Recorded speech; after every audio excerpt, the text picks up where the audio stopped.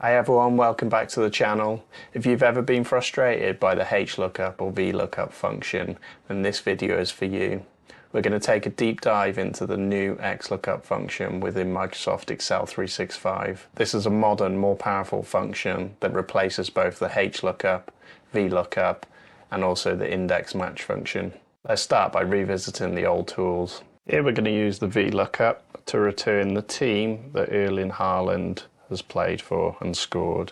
So if we begin by writing VLOOKUP, I'm going to press Tab, and our lookup value is going to be Erling Haaland in cell H4. Our lookup array is going to be from the scorer column to the goals column and down to the end of the array using Shift, Control and the arrow keys. Our column index number is going to be the index position from the scorer column. So scorer column is number 1, club is number 2, and we were after the club. And our range lookup is going to be 0 or false for an exact match. So we get Man City for Erling Haaland, which is the result we were expecting on this cell. Similar to this, we can do the HLOOKUP to look the other way. You don't often see tables in this format. They're not as easy to read, but I've basically transposed that initial data set that we've been looking at, so it's stacked the other way. So this time we use the HLOOKUP. So we start by typing, press the Tab key. Our lookup value will be Erling Haaland again. Our table array will be from B4 down to F7. Our row index number, so we're going to be counting down this time rather than across. So from the scorer to the club will be row index number 2. And then again, we're going to go for an exact match, which is false or 0 in binary. Close the brackets, press enter, and you can see we get Man City as a result again. You no longer need to use either the HLOOKUP or the VLOOKUP. There's a new function called the XLOOKUP. This does the job of both of these and more. So let's have a look at the basic syntax. So with an XLOOKUP, if we begin by typing equals X look, I'm going to press Tab. So we need to provide a lookup value. So this is similar to the VLOOKUP and HLOOKUP. So this time we're going to look up Erling Haaland. Our lookup array, we're going to look for Erling Haaland within this array of data, so just the scorers column. And then our return array, we're going to return the date column. And then the if not found is an optional argument that we'll look at shortly. The match mode is an optional argument in square brackets. Again, we'll do an example of that shortly. And the search mode is optional. So we're going to look at 3 examples of those additional arguments that are optional later. I'm just going to close the brackets on this, hit enter, and we're just going to format this so we can see the date. So we now have the date that Erling Haaland scored. You're probably seeing one obvious advantage of this over the VLOOKUP. If we wanted to return the date column with a VLOOKUP, we'd have to go backwards in our indexing. So while our scorer is position 1 in the column index, we'd effectively need to be returning the date column. You can't use negative index column indexes or negative row indexes within V and H lookups. So your data that you're looking up always has to be to the right in a VLOOKUP or below in a HLOOKUP, which often isn't practical. An XLOOKUP can look up any column or any row in the array that's in any position relative to your lookup array. So limitation number 2 within a VLOOKUP or a HLOOKUP is the ability to handle errors. There is no native ability within those functions to handle errors. You have to wrap the function within an if error. However, within XLOOKUP, we have a built-in way to deal with any errors. Let's take a look. So if we change Erling Haaland here to be Erling Haaland 2, there is no Erling Haaland 2 in our data, so we're going to get an error now.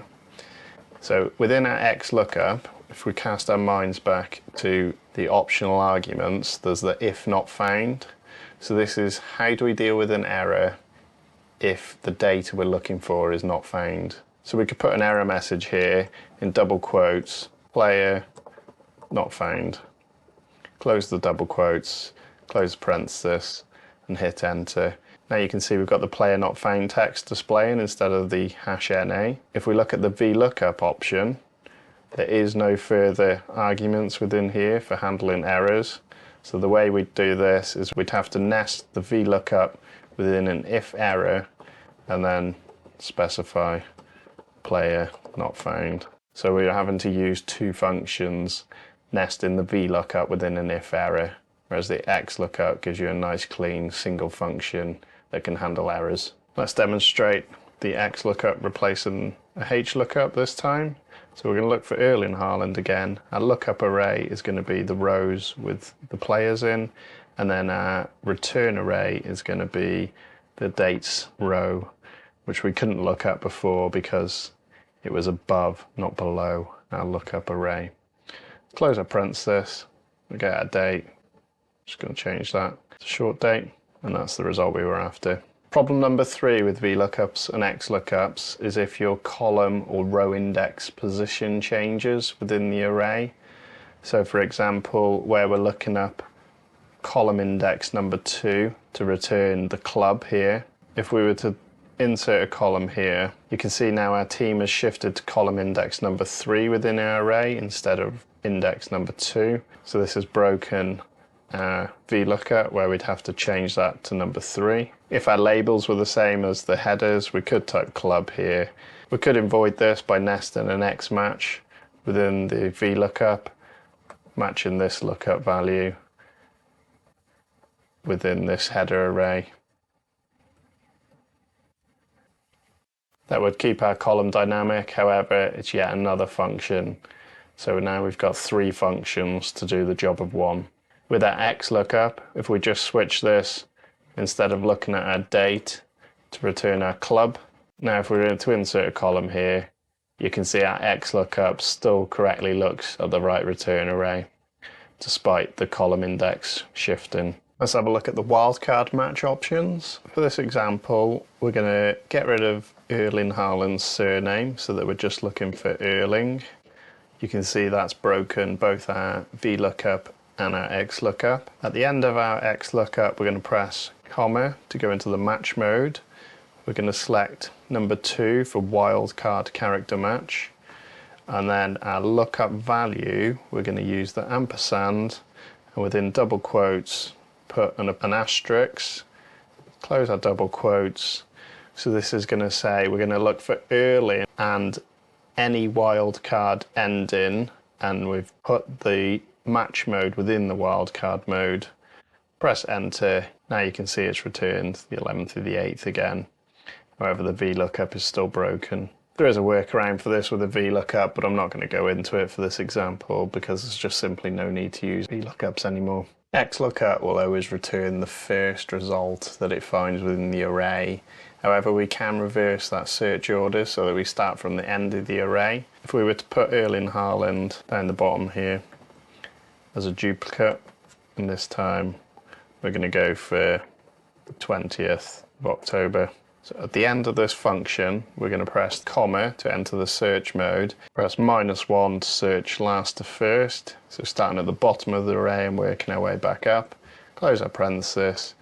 You see now we find the 20th of October, which is the bottom entry here. Notice there are 2 other search modes you can use: the binary search when your data is sorted in ascending order, or when it's sorted in descending order. The logic behind this increases the search speed significantly. However, your data must be sorted correctly for you to get the right results. So it's worth using if your data is correctly sorted and you understand how it's working, otherwise best avoided. When writing your XLOOKUP, there's no need to return a static cell range. You can return a dynamic range now. So let's have a look at that spill behavior in action. So if we start by typing XLOOKUP, press the tab key. Instead of just looking up Man City to return their stadium from this other table, we're going to highlight this whole club array, press comma. Our lookup array is going to be within this second table where the clubs are.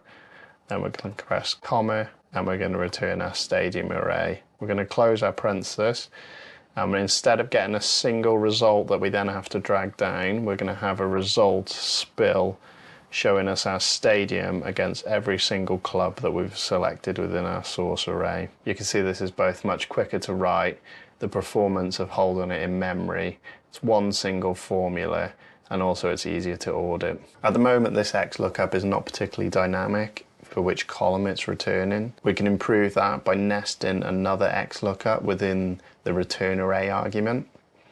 So instead of simply returning column J4 to J22, we could do another XLOOKUP here.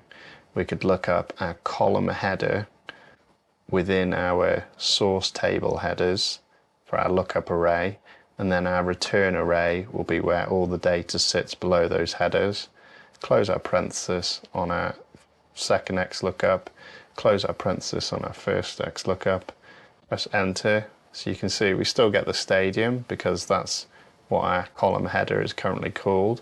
However, now if we take the move-in date and we paste values that into here, you can see this now dynamically realizes we're now looking for the move-in date from our table and returns those results for us instead. So the XLOOKUP within an XLOOKUP can replace the dynamic method of using VLOOKUPs with X matches or matches. It's worth noting XLOOKUP can spill multiple columns from the return array. So if we were to look up Erling Haaland within our lookup array of players and our return array, we could return the whole array, close parenthesis.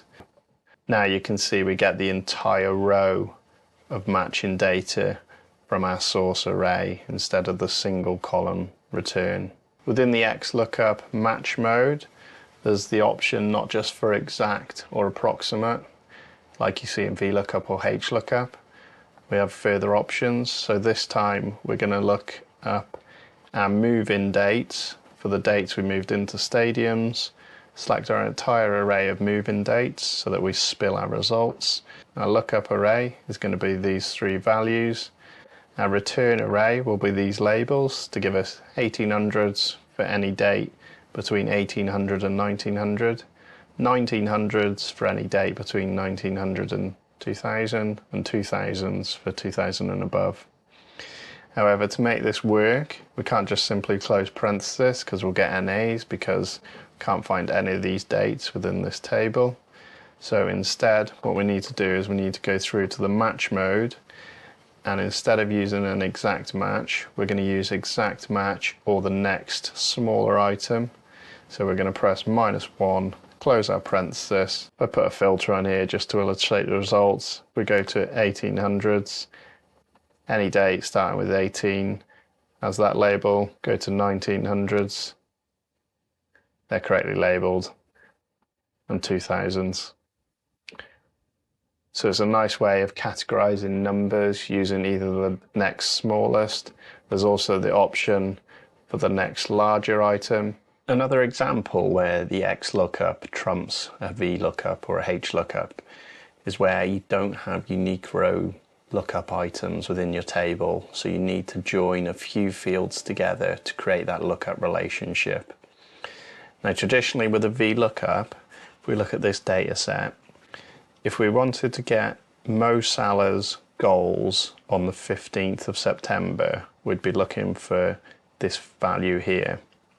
However, if we were to use a traditional XLOOKUP or VLOOKUP, just looking up the value Mo Salah within the player field to return goals, we're always going to return this first instance where the XLOOKUP or VLOOKUP finds Mo Salah with 1 goal against Chelsea.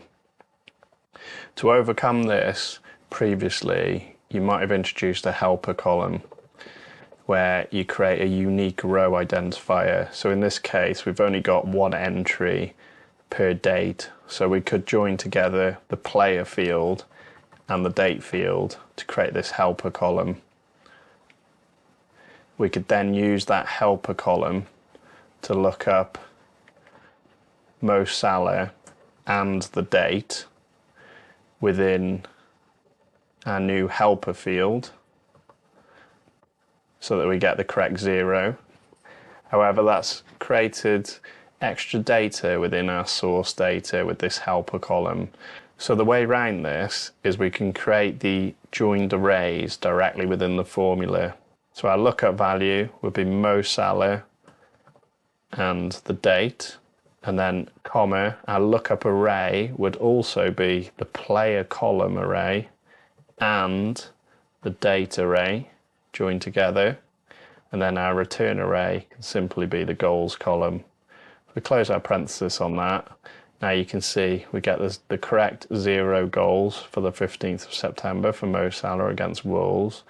We've got no helper column, and we've managed to do that by joining the arrays together within our lookup array and joining the values together within our lookup value.